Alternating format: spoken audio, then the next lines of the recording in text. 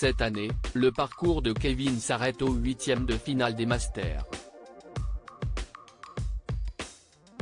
Ce vendredi 11 novembre, le candidat s'est incliné face à Baptiste dans le tournoi de N'oubliez pas les paroles. Pourtant, c'est bien le troisième plus grand maestro de l'histoire de l'émission qui avait remporté la première manche. À ce moment-là, Kevin a pu jouer pour ajouter jusqu'à 20 000 € à sa cagnotte. Pour ce faire, le jeune homme a choisi une chanson qu'il connaissait parfaitement, Ton héritage de Benjamin Biolay. Sauf qu'il n'a remporté aucun gain. La raison ? La production du jeu présenté par Nagui a refusé l'une de ses réponses. Si Kevin a chanté et bloqué le soleil sur la terrasse et la lune sous le vent, elle a estimé que les bonnes paroles étaient sous l'aube. Mais les internautes ont été nombreux à crier à la polémique puisqu'ils n'ont pas retrouvé trace des bonnes paroles sur celles disponibles en ligne. C'est plus ça qui me frustre que la défaite. Pour le coup, cette chanson elle me tenait à cœur, je la connaissais bien, j'étais super content de tomber dessus, s'est souvenu Kevin dans les colonnes de Télé Loisirs.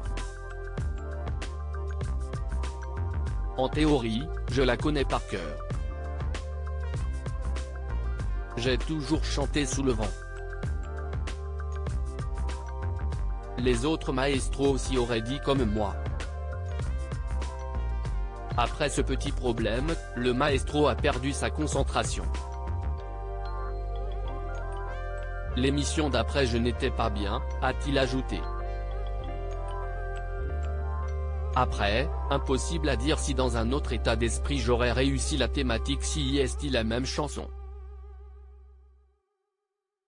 Kevin, ce sont eux qui ont les paroles officielles mais dans la pause entre les deux émissions, quand j'ai vu que je retombais à 0 sur ça, je n'étais pas bien et au retour je ruminais pendant tout le match, a confié Kevin, qui ne comprend toujours pas son erreur. Et d'ajouter, nous, on n'a pas accès au texte de la SACEM. Donc s'il y a un désaccord, ce sont eux qui ont les paroles officielles. J'étais dégoûté, mais je n'aurais pas pu le savoir. On est obligé de se fier à ce qu'on entend, ce qu'on lit et nulle part je n'aille trouver les paroles attendues. Tu ne peux pas faire grand-chose. Ce n'est pas la première fois qu'une telle polémique ébranle N'oubliez pas les paroles. En 2018, Aline avait été éliminée après une erreur de la production de France 2. Renaud avait lui aussi perdu alors que ses paroles chantées semblaient être les bonnes.